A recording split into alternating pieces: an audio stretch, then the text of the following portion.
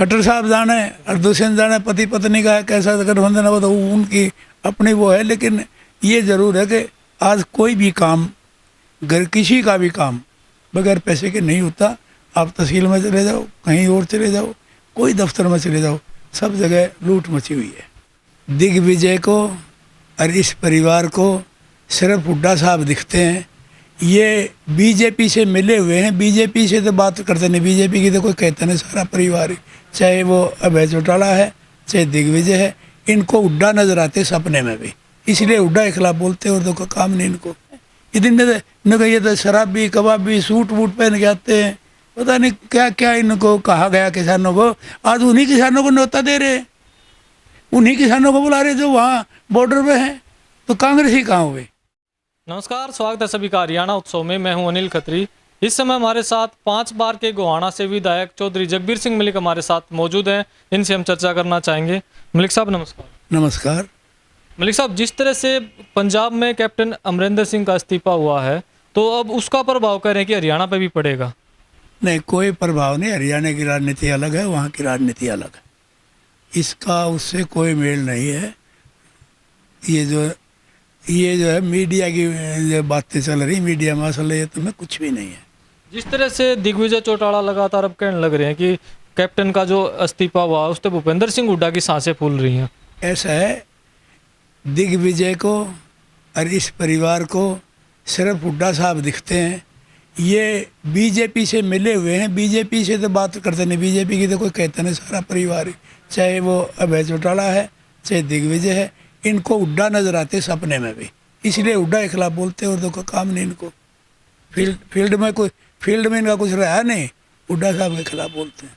अब कैप्टन जो है पंजाब से, उन्होंने भी बयानबाजी शुरू कर दी है और वो सोनिया गांधी और राहुल गांधी पर भी सवाल उठा रहे हैं।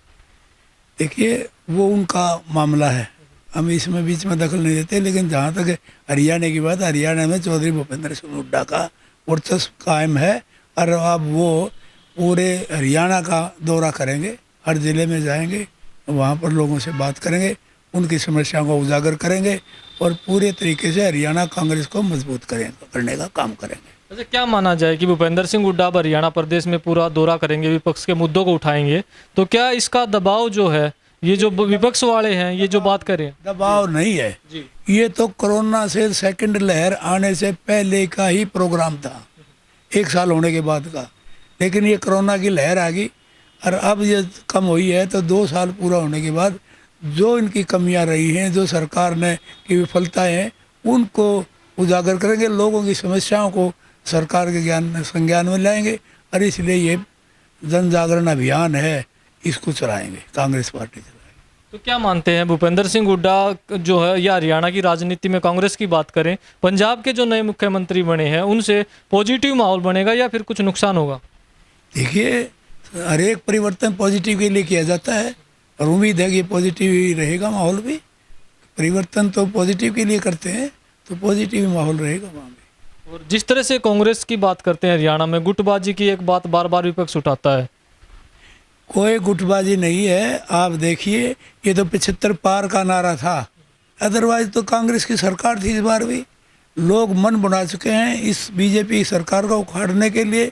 अब आपको भी पता है, अगर जो इनके मंत्री हैं, इनके इवन मुख्यमंत्री तक भी, डिप्टी चीफ मिनिस्टर तक भी, ये गांव में नहीं घुसने देते, तो वो ये इलेक्शन कहाँ लड़ेंगे?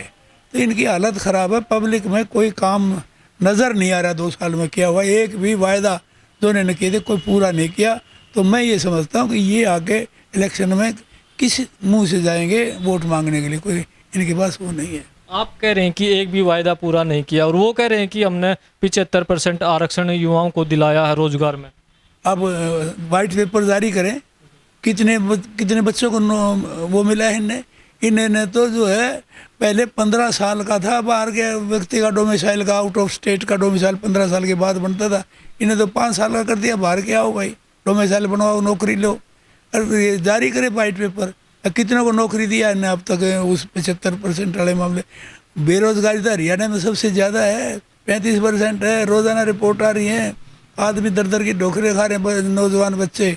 ना तो इनका वो बेरोजगारी भत्ता दिया, ना इनको नौकरी दी, ये तो धक्के खाते फिर रहे हैं। आज जो गठबंधन की सरकार है, ओम प्रकाश चौटाला कहते हैं कि ये जो सरकार है ये गठबंधन नहीं लूट का बंधन बना हुआ है, हरियाणा प्रदेश को लूटने पे लगे हुए हैं। मैं इस बात से तो इत्तेफाक रखता हूँ, सिवाय यहाँ भ्रष्टाचार के इस प्रदेश में और कोई बात नज़र नहीं आती, कोई काम नज़र नहीं आता। हाँ, एक है, भ्रष्टाचार में ज़रूर इन्होंने अपना नाम कमाया है। तो क्या मानते हैं जो ओम प्रकाश चौटाला ने कहा ये लूट बंधन है, और पति पत्नी का जो ये बंधन है कह रहे हैं कि ये तो वो जाने भाई, खट्टर साहब जाने और दुष्यंत जाने पति पत्नी का कैसा गठबंधन है, वो तो उनकी अपनी वो है। लेकिन ये ज़रूर है कि आज कोई भी काम, घर किसी का भी काम बगैर पैसे के नहीं होता। आप तहसील में चले जाओ, कहीं और चले जाओ, कोई दफ्तर में चले जाओ, सब जगह लूट मची हुई है। अब जो बात है कांग्रेस की तरफ से बड़ौदा उपचुनाव में भी चली थी कि भाई अगर हम बड़ौदा उपचुनाव जीतेंगे तो यहाँ प्रदेश से सरकार गिर जाएगी।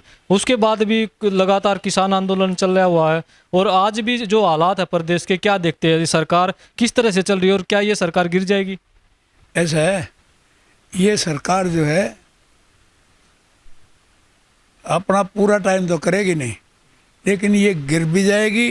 लेकिन आज हालात ये है कि इनका कोई भी विधायक किसी दूसरी पार्टी में जाकर भी टिकट लेगा ना, लोग उसको भी तैयार नहीं है उसको वोट देने के लिए। इनके तो खिलाफ इतना बड़ा भारी माहौल है किसान आंदोलन की वजह से, इनको कोई वोट देने वाला नहीं है। अच्छा, जो किसान आंदोलन है उसमें भी बार बार सवाल उठाए जाते हैं कि कांग्रेस जो है किसान आंदोलन को चला रही है। ये मूर्खतापूर्ण जो है बयान है, जो ये ऐसा बयान देते हैं ना, उनको खूब पता है। आप ये देखिए, किसानों से बात हुई तो अभी आयोग बना जी, जस्टिस करनाल वाले कांड की इंक्वायरी के लिए बनाया है। किसानों से तो बात की होगी, क्या कांग्रेस से बात की है? और कितने दौर की वार्ता चली। अब जो हरियाणा सरकार ने ये रास्ता खोलने के बारे में जो सरकार ने कमेटी बनाई, उसने न्योता दिया 43 संगठनों को। क्या वो किसान नहीं थे?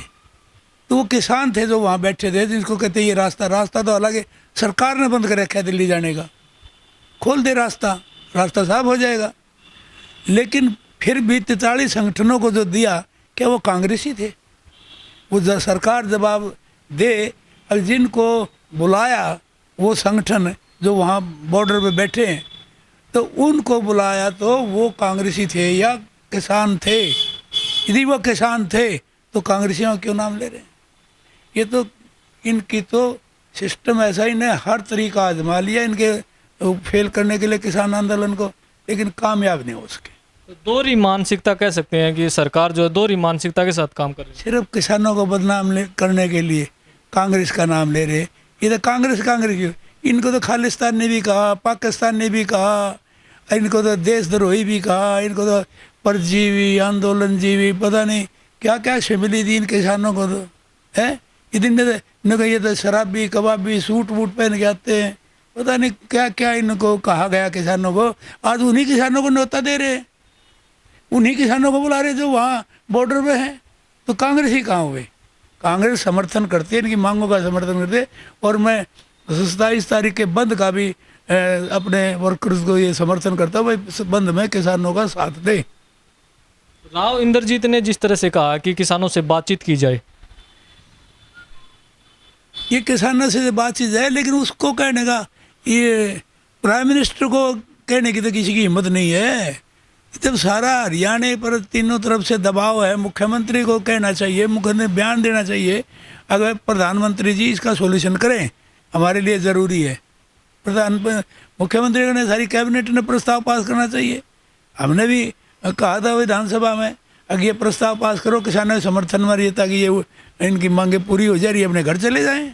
जिस तरह से भाजपा के खिलाफ कल बोलते दिखाई दिए राव इंद्रजीत, क्या कांग्रेस में आ सकते हैं? नहीं, ऐसा मुझे कोई इसका इल्म नहीं, ना मेरा इससे ताल्लुक है। ये उसकी अपनी राजनीति, कहाँ जाएंगे क्या करेंगे मैं नहीं। आप 5 बार के विधायक हैं, क्या इस तरह की सरकार भी प्रदेश में पहले कभी देखी आपने? मेरे ख्याल में इतना जो है भ्रष्टाचार किसी सरकार में नहीं है, चाहे कोई भी सरकार आई हो। और इतने परेशान, चाहे वो बीजेपी का वर्कर है चाहे और कोई है। असल में तो ये सेंट्रल गवर्नमेंट की जो पॉलिसी ना, इससे सब 36 बरादरी के लोग परेशान हैं, उनके पास कोई रास्ता नहीं मिल रहा, बड़ी मुश्किल से दिन काट रहे हैं, पता नहीं कैसे काट रहे हैं। सब दुखी, जिससे बात कर लो वो कहता बड़े परेशान हैं। तो ये सारे ऐसी परेशानी इस प्रदेश में कभी नहीं आई जो आज आई हुई है, अब आई हुई है। एक आखिरी सवाल है, किसान आंदोलन का समाधान किस तरह से लगता है आपको हो सकता है और कब तक हो सकता है? किसान आंदोलन का समाधान है, एक ये बताओ, मेरे लिए को कह रहा है कि मैं आपका मकान बनाऊंगा, मैं कहता हूँ मुझे मकान नहीं चाहिए, मैं तो झोपड़ी में रह लूँगा, तो मत बनाओ मकान। ये कहते हुए हमें दुगनी आय नहीं चाहिए। अब एक तरफ दुगनी आय की बात करते हैं, एक तरफ डीजल का, खाद का, बीज का, दवाइयों का जीएसटी लगा दी और हर एक चीज़ किसान का इनपुट महंगा कर दिया। एक तरफ दुगनी आय की बात करते हैं, एक तरफ इनपुट सारा महंगा कर दिया, खर्चा डबल कर दिया, भाव उस रेसों में बढ़ाए नहीं। तो क्या मानते हो कि इसे जो है किसान बहकावे में आ जाएगा? किसान हर चीज़ को समझता है, उसमें है इसकी बात का ज्ञान। ये सरकार सिर्फ ढकोसला कर रही है, दुगनी आय का नाम दे रही है, लेकिन इनके हथकों को पूंजीपतियों के पास गिरवी रखने का काम कर रही है। जो बात है किसान की, वो सरकार जब तक नहीं मानती आंदोलन चलेगा, आपको लगता है ऐसा? देखो, हम तो इस बात के हक में है कि किसान ने यदि आंदोलन छोड़ दिया तो बहुत भारी नुकसान इस प्रदेश की गरीब जनता को होगा। किसान को नहीं, गरीब जनता को भी बड़ा भारी नुकसान होगा।